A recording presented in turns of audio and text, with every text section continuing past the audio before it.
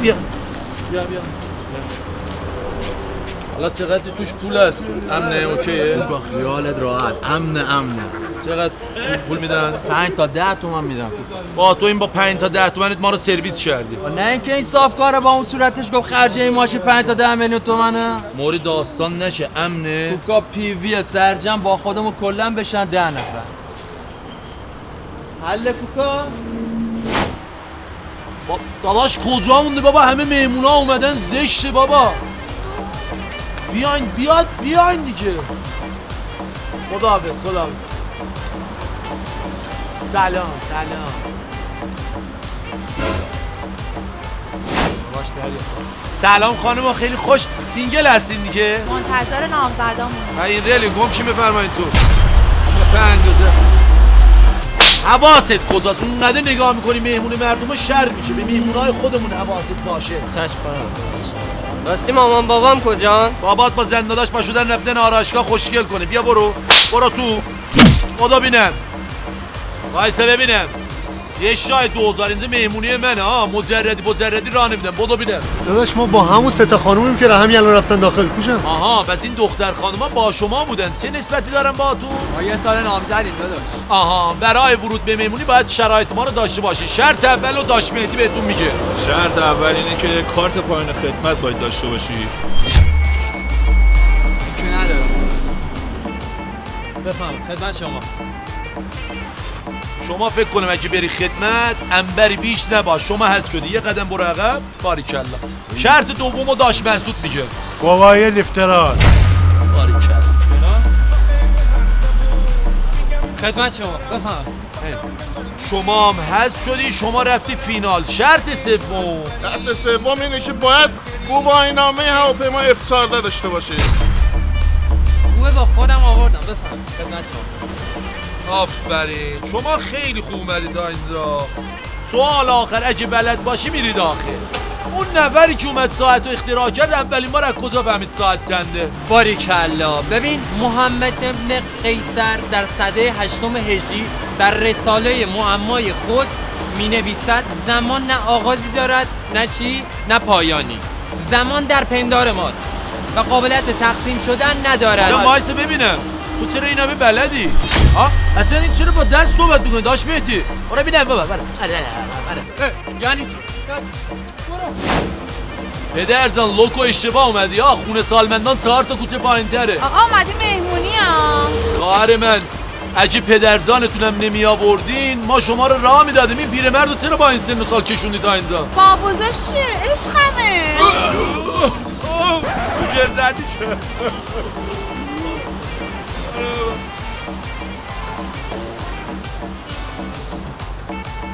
عروس ماده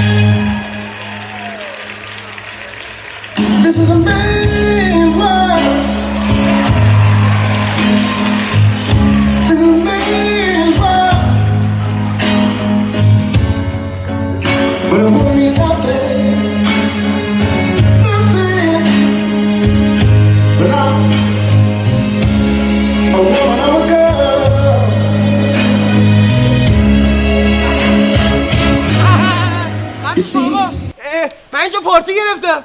قرصای نداری که شما جواب میده. این کیه؟ سلام خیلی خوش اومدید. داماد هستم. از خانواده عروس هستید درسته؟ نه من صاحب ببخشید من صاحب اینجا. صاحب اینجا کیه؟ شما. کی اینجا مهمونی میگیره؟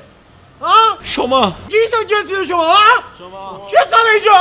والا الان گبرای بیزرم همه 2 طبقه شده. من برای خانومم نتونسته بودم عروسی بگیرم. گفتم با مراسم شما یکیش کنیم. بابا ماز میخوری؟ جرس.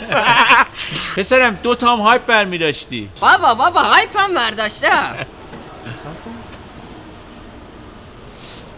ایشون بچه شماست آقا؟ این بچه نیست، این خرچه است. چطور ممکنه؟ خودش 20 سالشه. من 20 ساله چی دستم تنگ بود نتونستم برای عشق عروسی بگیرم. چقدر سخت میگیری شما؟ چند نفر شما؟ 12 نفر. 12 تا تو واتساپ هم میتونستی گروه خانوادگی بزنید. کل مجلستون رو ما جمع کردیم. 150 تا مهمون دیگه، چیزی نیستش. یه شام می‌خوایم بدین. پسرم شام چی می‌خوری؟ چلو گردن می‌خوریم. بابا چلو گردن چیه؟ چیه؟ چلو گردن چیه؟ اسباب بازیه. غذاست دیگه. قفقازی هم سفارش بده. بابا قفقازی چیه؟ اینو دیگه منم نمیدونم چه برسه پدره. بسه بابا، دیوونه خونه راه انداختی اینجا.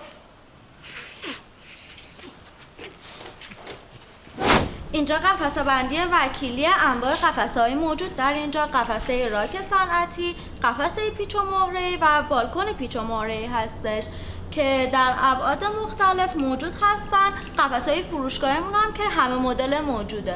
اینا رو که من میدونم، اونی که نمیتونه بیاد اینجا باید چیکار کنه؟ ما ارسال به کل کشور هم داریم که میتونن با شماره های 0912 1555 2555 3555 و 4555 تماس بگیرن. لامصب من که مدیر عامل اینجام دوست دارم من خودم خرید کنم، چه برسه به اونایی که دارن این کلیپو میبینن. اما بابا کارت دارم برای بیاری. خیار میخوری؟ ما نمیده خب. برو الان میام. بیا برستی. برای اصلا ریدم تو امشب، ریدم تو این عروسی. چه عروسیه به من گرفتی؟ بابا گو نخور، با مال مردم داریم اشغال میکنیم، زرزر میکنی؟ داداش چی شده؟ این چرت و چی گذاشتی؟ یه موزیک بذار در حد و شأن مهمونی من باشه. بذار شارژش کن. شارژ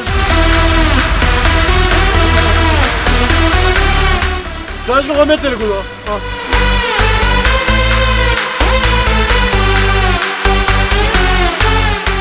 بابا خراب کرد عروسیمونو. زن داداش خیالت رد، امشب و باست میکنم گلستون. داشته باش سهره رو. حلال ارسون. پسر اینو در بیار ببینم. چیکار میکنی؟ موزیک قشنگ چی داری؟ برو مر.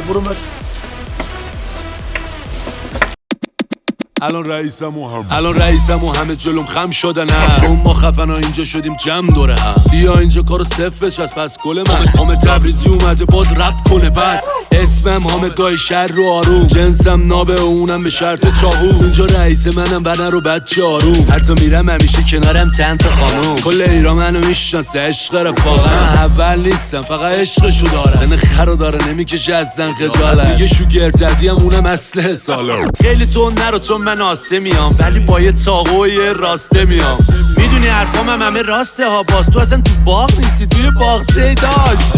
همه اینا رو من یه تنه ساختم، بچه پایین نمیده باخ. نه تو رو نمیزنم آخه میکنم مات، ولی بیا پیش خودم اگه بعد تو خواستم. یه سر عله اولا من شر نمیکنم، راستش من روزی 2 تا بچه میخورم. میگی بسته حامد ولی بسته میکنم، اصلا چرا ساعت 9 اینا رو جمع نمیکنم. دیگه شهر نمیدونی ملوسی آخه، اینقدر آتیشی شدی تو بپا نسوزی خودت. اینجا همه چی رو حواسی معلوم نی خوبه. تو این هیرو ویری آقا میخواد عروسی کنه. رخ نگیر دادا بیا پولت با ما، نفهمیدم شکر ددی یا شوگر بابا. اصلا پیش خودم وایسا بیا سودت با ما، منو دیدی شدم افتخار روزت دادا. اصلا همه جمع کنی میخوام پهن کنم ها، روز اول اینجا رو بردم رو هوا. شدم رئیس و اینجام دادم بد تلفات، واسه خط به این بحثم همه بلند صلوات. پسر جان کی ریدی رو سر صورتت؟ چی؟ کی ریده رو سر صورتت؟ یعنی چی کلیده؟ بابا عموت سفیدت خجالت بکشه. عمو جان تو سر میدونی کلیده سر صورتش؟ 3 مرحله الان بهت توضیح میدم. مرحله اول 2 تا کام بگیر. دیگه عمو جان نگه. کوکا مخابره شارژش کنم. شارژش کنم عمو. عمو جان مرحله دوم برو بالا. برو بالا. مرحله سوم. ببین این عمو جان بور بشوره ببره. حالا میفهمی کی رو سر صورتت. چرا کم داشتی زیادش خورم، چشو افغانی زیادش خورم، از سیجه بیارش خورم. خانم جوان بیا شوگرت داستان شد. بیا خانم بیا اصاره شوگره بگیر. خندید و رفت.